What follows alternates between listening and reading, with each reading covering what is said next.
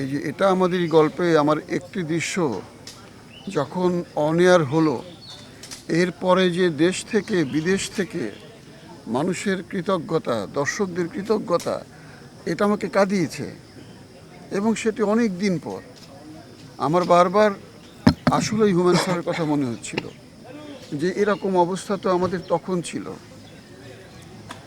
ঠিক আমার মনে হচ্ছিল যে হুমায়ূন স্যারের কাজ করে যেরকম তৃপ্তি পাচ্ছিলাম, দর্শকদের কাছ থেকে কৃতজ্ঞতা পাচ্ছিলাম, এটা আমাদেরই গল্পের একটি দৃশ্য করে ঠিক সেরকম কৃতজ্ঞতা পাচ্ছি।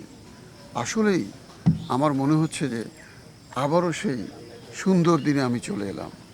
এখন আমরা সবাই আশাবাদী, আমাদের সবার কাণ্ডারি মোহাম্মদ মোস্তফা কামাল রাজ যেন দীর্ঘায়ু হন, আমরা সবাই যেন তার সঙ্গে আরও সুন্দর সুন্দর কাজ করতে পারি। আমি মনে করছি যে এটা আমার সৌভাগ্য, এত সুন্দর একটি নাটকে মোহাম্মদ মোস্তফা কামাল রাজ আমাকে অভিনয় করবার সুযোগ দিয়েছেন। ভালো সুযোগ পাওয়া কিন্তু খুব কঠিন, খুবই কঠিন। ভালো কাজ পাওয়া খুব কঠিন। তবে রাজভাইয়ের নাটকের যে সফলতা, এটা আমি যদি বিস্তরভাবে আলোচনা করি, সেটা আমি মনে করি যে এখন বাংলা নাটকের সফলতা। মানুষ অনেকে বলেন আগের মতো নাটক হচ্ছে না, মানুষ আগের মতো নাটক দেখে না।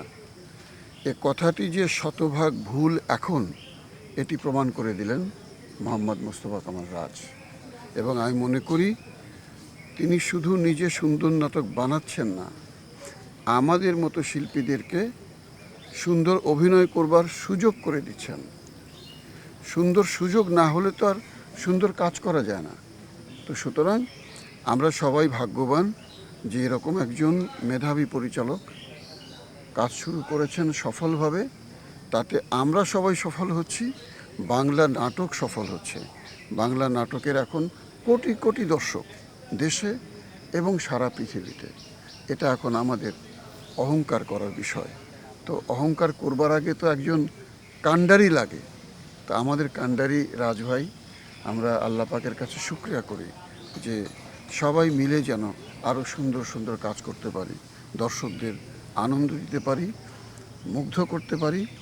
বাংলাদেশ থেকে সারা পৃথিবীতে নাটকের মর্যাদা যেন আরও অনেক উচ্চ আসনে অধিষ্ঠিত হয়।